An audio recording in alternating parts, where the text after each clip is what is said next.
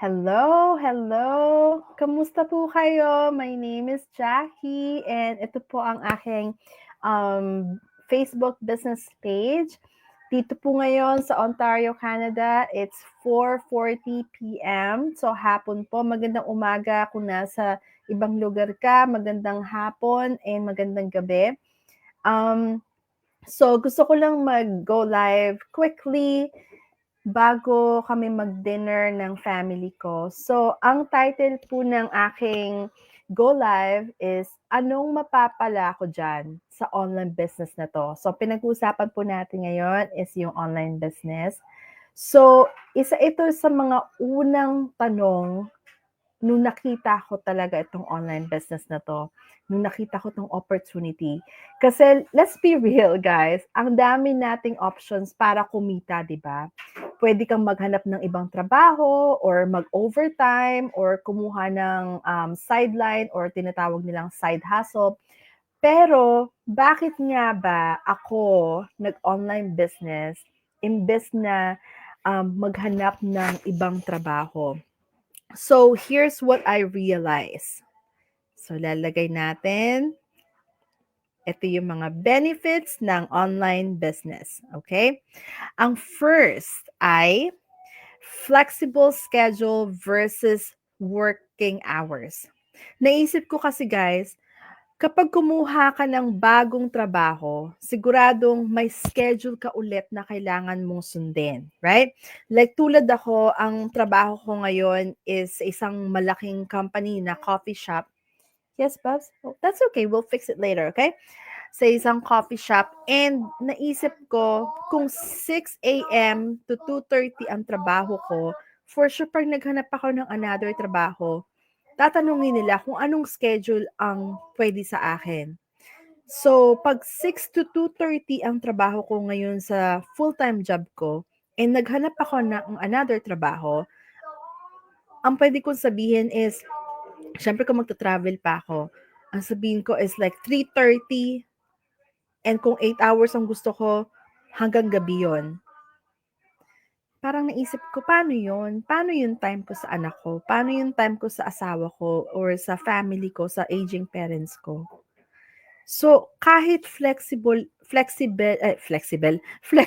pa yan, kailangan mo pa rin i-report ang oras sa employer mo. Pero dito sa online business ko guys, ako ang nagdedesisyon kung kailan at paano ako magtatrabaho. Kung kailan ko gusto, kung saan ako mag-work. So ngayon, nung nag-start ako ng online business ko, naka-maternity leave ako. And then, nung bumalik ako sa trabaho ko after maternity leave, ginagawa ko siya after work or before work or pag naglanap si Harrison, yung anak ko, or pag during breaks. So, ang daming time. Kahit kailan ko gusto gawin, kung nasan ako, basta meron akong internet and I have my phone with me, hindi ko na kailangan dalhin yung laptop ko, I can do work. So, pwede ko talaga siyang gawin pag naka-break ako para sa pamilya ko or mag-work ako kahit nasa bahay. And even pala kahit pag nagka-camping kami ng family ko, nagagawa ko yung business and ang ganda lang ng ganon. Pangalawa, ilalabas ko na. Unlimited potential versus fixed salary. Okay. Kapag naghanap ako ng bagong trabaho, usually may set salary na, right? Kahit mag-overtime ka pa, meron. So, pwedeng may konting increase, pero limitado pa rin yung kita ko. So, sa business na ito, walang limitasyon ang potential income mo. Ang effort ko, yung binibigay ko, yun din ang magre-reflect sa results. So, pwede akong mag-grow financially nang hindi naka-cap sa hourly rate or fixed monthly pay. Marami nga ako mga online business owner, magugulat na lang sila. May darating na check sa kanila na yung isa kong ka-business partner, 296. Okay. Pagbukas niya ng isa niyang cheque, 340. Okay. So, talagang hindi mo iisipin na, "Oh, sa cheque nito, ito ang makukuha ko. Oh, sa cheque nito." Magugulat ka na lang na yung cheque is kung magkakaano ang nakalagay dun. Kaya yun yung nagustuhan ko. Okay, so labasan natin yung pangatlo. Personal growth versus job routine. So, ang business, benefits dito is ang personal growth. So, dito naman sa trabaho, nagtatrabaho ka para sa iba, right?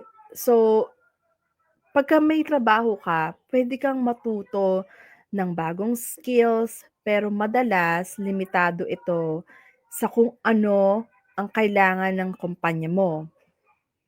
Pero sa business ko guys, ako mismo ang nagkokontrol ng growth ko, natututo ako ng bagong skills tulad ng marketing, mindset building, at time management ko. So, mga bagay na hindi lang pang-business kundi pang-buhay na din. And never ko talaga na-imagine na, um, sa personal ko dahil wala naman akong business background, nung nag-college ako um, nag-architecture ako. Hindi ko siya natapos pero meron akong nakatatlong taon ako dun.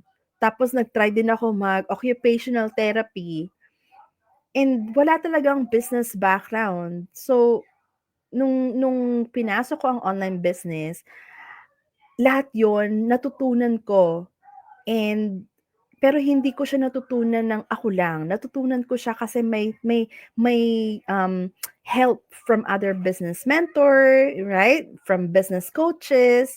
And every week, like every Wednesday night, para kami nagtitipon-tipon virtually kasi nakikinig kami, ano bang bago, ano bang magandang strategy, and pati mindset like law of attraction, having that um, online business owner mindset instead of like employee mindset. So, nakakatuwa lang talaga.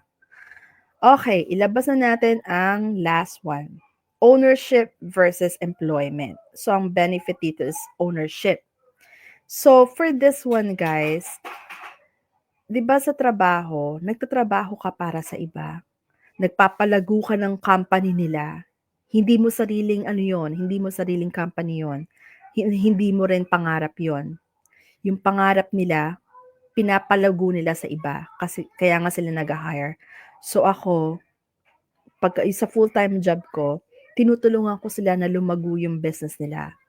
Pero dahil sa business ko nito, sa online business kong ito, lahat ng effort ko para sa sarili ko and sa family ko.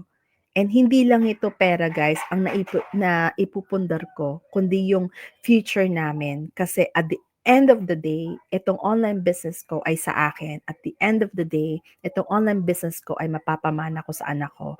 So yun ang talagang ikinagusto ko kasi hindi talaga ako nagwo-worry sa future namin and hindi ako nagwo-worry sa future ni Harrison, yung anak ko. Alam ko na meron siyang mamanahin later on.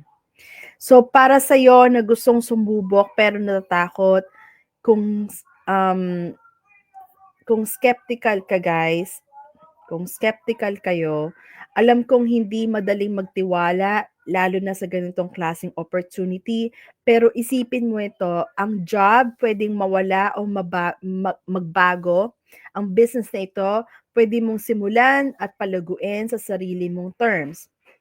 And para naman sa mga walang tiwala sa sarili, hindi lahat ng successful nagsisimula na expert.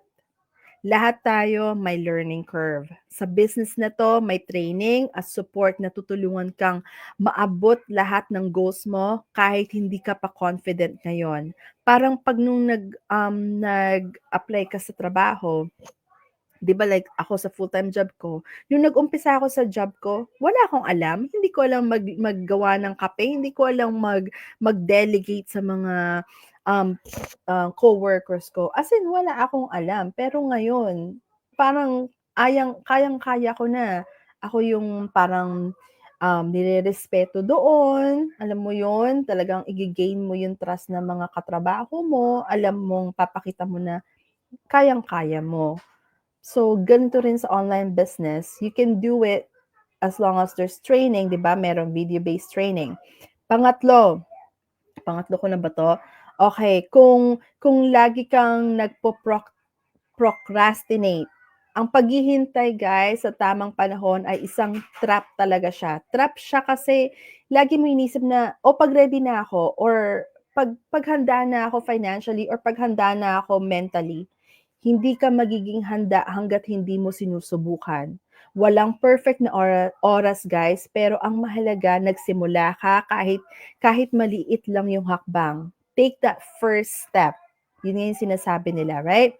So, gusto ko lang sabihin sa inyo bago ako magpaalam, because I think nandito na yung in-order ko mga pagkain. Ito yung natutunan ko. Kapag hinahanap mo ang better opportunity, minsan kailangan mo ng lakas ng loob para mag-create ng sarili mong path. Okay? Hindi ito para sa lahat, pero paano kung ito yung opportunity na magbabago ng buhay mo, magbabago ng buhay ng anak mo, ng aging parents mo, and lahat-lahat na kayo.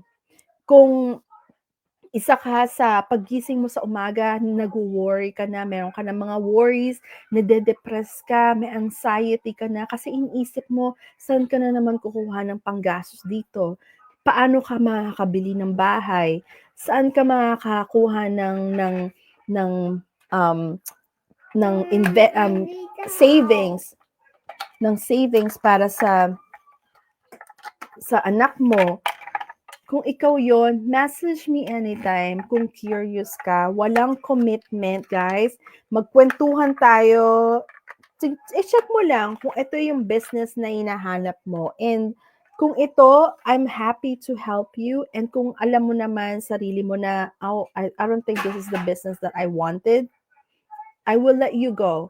Kasi para sa akin, hinahanap ko yung mga tamang tao, yung mga coachable, yung mga God-fearing, yung mga may malalaking pangarap sa buhay. Yun yung gustong-gusto ko tulungan. Yun yung excited ako na makita sila na umarangkada din sa buhay. Alam mo yon? So, guys, your dreams are worth the effort. So, alam kong kayang-kaya mo rin ito. Kung nakaya ko na napaka-average na tao, isang nanay, isang mahiyain, ngayon parang wow, kayang-kaya ko na lahat. Siyempre, may times na parang hindi ko kaya pero nasa mindset yan. That's why we always surround ourselves with people na makakatulong sa atin mentally, right? And makakatulong sa personal development natin.